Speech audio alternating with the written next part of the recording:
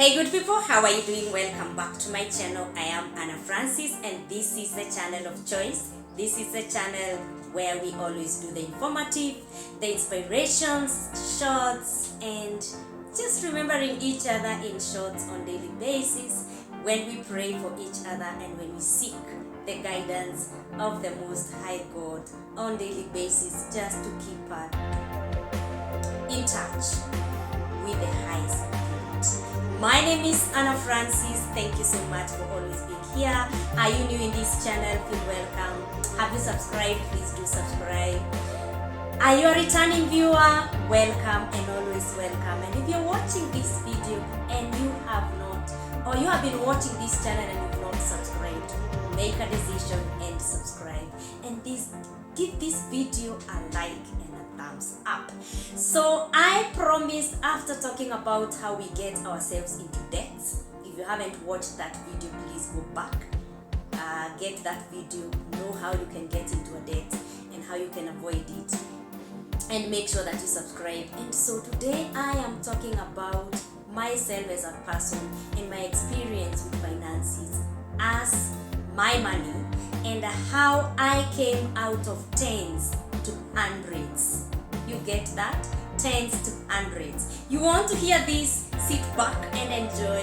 Take a cup of tea, it's chilly, take a hot coffee. Call someone and let's see how we can get out of tens to hundreds of thousands. And wait on me. I'll be back.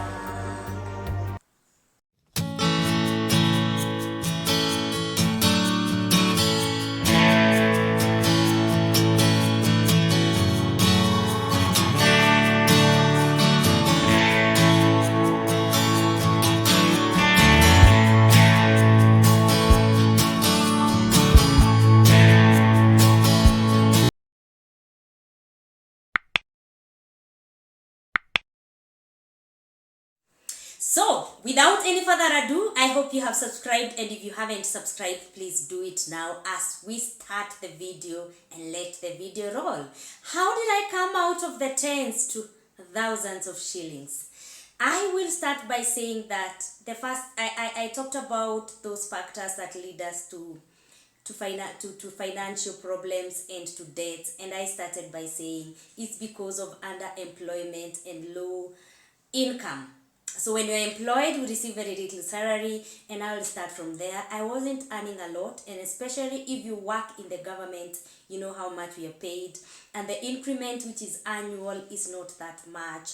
And when the increment time comes, if you are a civil servant, hands up, give this video a like, because you know what I am talking about. If you work for the government, you'll find out that the increment is there yearly, and the increment is not much. And when that increment comes, and especially nowadays, it's slashed into half, because a percentage will go to the tax. So those increments that come, and any increment and any pay hike that you're given, is taxed individually. So for example, let's assume that the house allowance is going up. It will have its own tax. The salary or the basic salary is going up. It will have its own tax.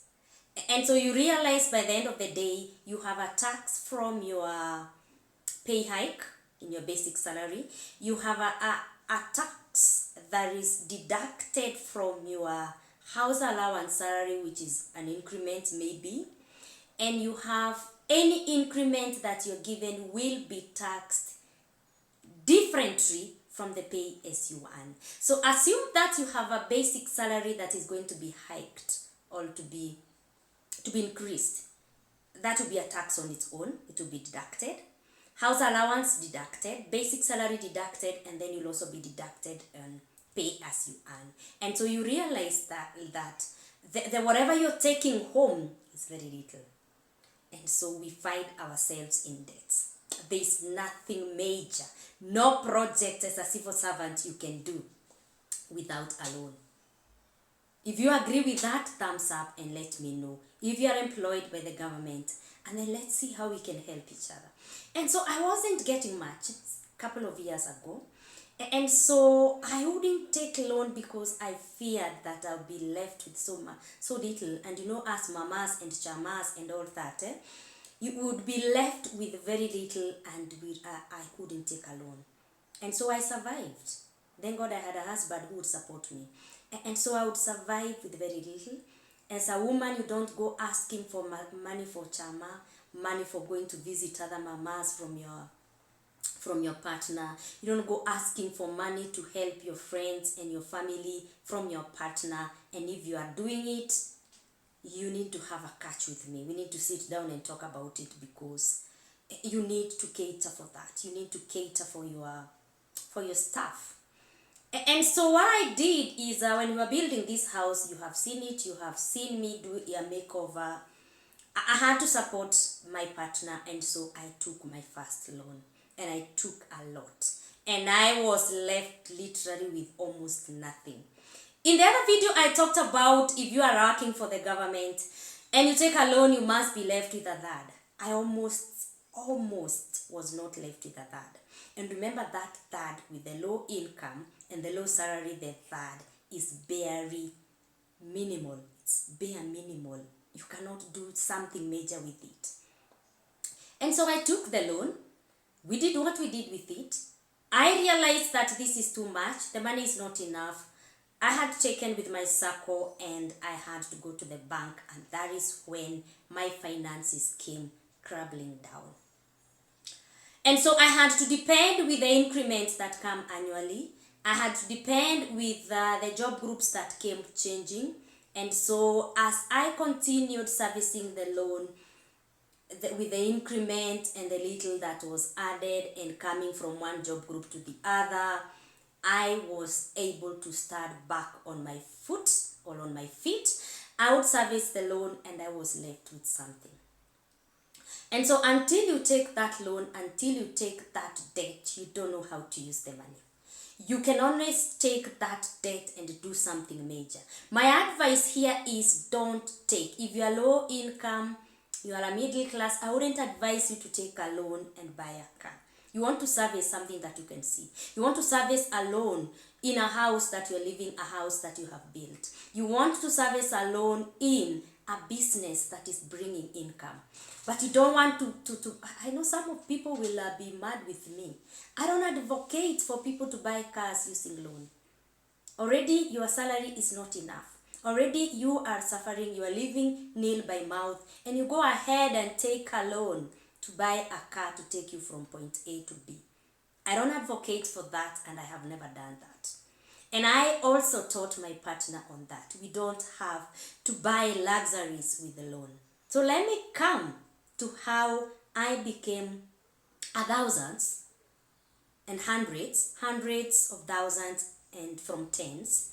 And so when the salary continued increasing through some strikes, through the former two leaders of the government increased our salary as civil servants. And so I got something extra from the minimal bare that I was getting, that I could not do anything. And this is when I knew this is it. I have suffered enough. I have received very little. I would take that much that was remaining to pay for my chama, and I'm left with very little. Just imagine, left with very little, and imagine you don't have a partner who is helping you, and you're full of debts. This way, you will learn how to use the little that you have. I stopped buying clothes. I stopped window shopping. I stopped impulse buying. I said whatever my kids had is enough, and I could not buy anything with the little that was coming. I never left the chama, because this is a chama that gave us, that I looked like I am saving there. And so this chama that I had is, we would save there for some people to take loans, and the chama is in a country, Ushago. And so you realize that there were mamas and there were babas in Ushago wamechanuka very much, and so they know how to take loans in such chama and educate their kids. And they do the farming, and they would return the money. And so by the end of the year, we would divide that money. So I had set aside from that little that I was getting, I would save it in that chama, because I couldn't save anything in the bank. or in my account.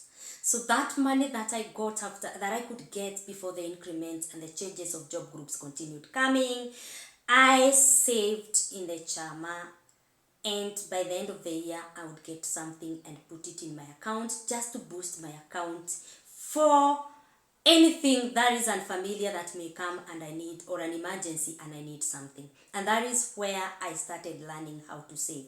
Not that when I was a lady or a young girl I could not save. When I started working I could not save.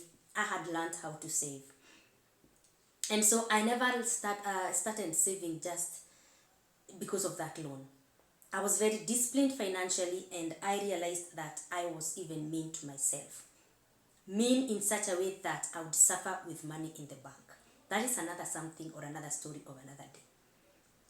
And so when the increments continued coming with the former two leaders, or the former two presidents, when the civil servants, money was increased, I had extra of some coins or of some thousands, and I could save it. So I had already gotten used on the little that I was getting in my account, and so I had changed my lifestyle completely, and I started saving the extra that could come. And trust me, I would save 2k, I would save 5k, I would save very little, and haba na haba hujaza kibamba. Little will come and fill everything. And just like a joke, I found myself with 100,000 in my account. And so from that 100,000, I would be very disciplined, and I ensure that any coin that I get from that extra that I was even forced to open another bank account so that I can be disciplined enough. Because of course, when you know you have it and it's yours, you will keep on taking it. So with the little that I continued saving, I found myself with 100,000 Kenya shillings. I couldn't believe it. With a little salary that I was getting, I couldn't believe it. Just because I got used, after taking the loan, I got used to using this little that I had. I changed my lifestyle completely. I never used to buy clothes. That was enough. Whatever I had was enough. And so I got disciplined. And I continued saving. And up to date, every month, wherever I get, I finished the loan, I want to go again to get another one and do a project. But I will do the same. This time round, I'll be wise enough to take just what I can service, and I continue doing my savings. The thing of these chamas, and especially not a merry-go-round, I'm talking about a chama where you have so many people and where you say you divide millions and millions of shillings together. And I find myself through that chama getting 100k, 150k, just because I set aside something small every month and I put it in the account. Not really in the account, but through that chama, and in the account I put something small. So I joined that and I started getting hundreds and hundreds of thousands in my account. Yeah, you take a loan. Know how to service that loan. And when you take a loan into the bank or from the bank or from the circle, avoid the small loans that you borrow from people. Avoid the Shylock, because it will kill you. I once entered into a Shylock and I cried my tears. A Shylock that was working very much in our place of work. I would call it a Shylock because when you took a loan, it was very expensive. You had to return with a lot of money. And so one time I decided to take a loan for my friend. 10,000, it was that little. And this is why I would advise you to go to the bank and take money that can do something for you. Money that can do a project for you. 10,000 in a Shylock will cost you a lot. You'd rather go to the bank and get amount of money that you can do whatever you want to do with and pay within 6 or 5 months or even 3 months. But the thing here is learn to save. Learn to set aside a coin, a shilling, 100, 1,000, 2,000 for an emergency in an extra account. Trust me, I had 3 bank accounts. Yeah, I had opened for my 2 kids, And so I would put something aside, and when I took a loan, I had to close one. So I remained with one, and that is where I do my savings. And that is how I became hundreds and thousands richer. Not millions, hundreds and thousands richer.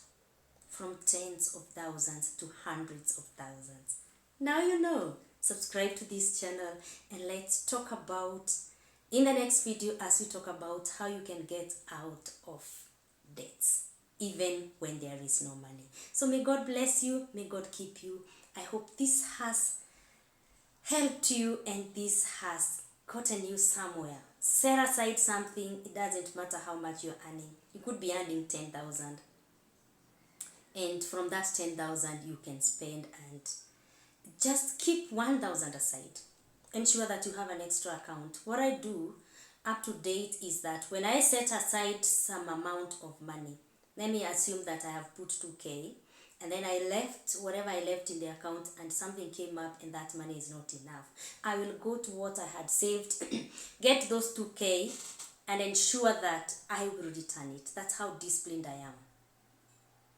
I will return it. And you know, when you have something set aside, when emergencies come like illnesses and all that, and before even you will be able to get out that money to help you. And then because you are disciplined, you will look for a way of putting that money back because it will help you. And that's how you put it together, and you realize that when you want to buy a car, you already have a 500,000 in the bank. And so you can get that 500,000, buy a car with no debt. You can get that 500,000 from the bank, buy a piece of land, or start a business without taking any loan. It may take long to accumulate that much, but it pays. When you take that loan from the bank, how much do you pay as an installment? How long do you pay that loan? It's just the same. Assume that you take a loan today and you're supposed to pay it within the next 6 years. Assume that you start saving little by little from today. Before even you finish that loan, you will have accumulated enough even to pay off that loan. Trust me, move from tens of thousands to hundreds of thousands, and now I am planning to come out of the hundreds of thousands to become a millionaire. I am not overconfident, but I believe I can do that. God bless you. Shalom.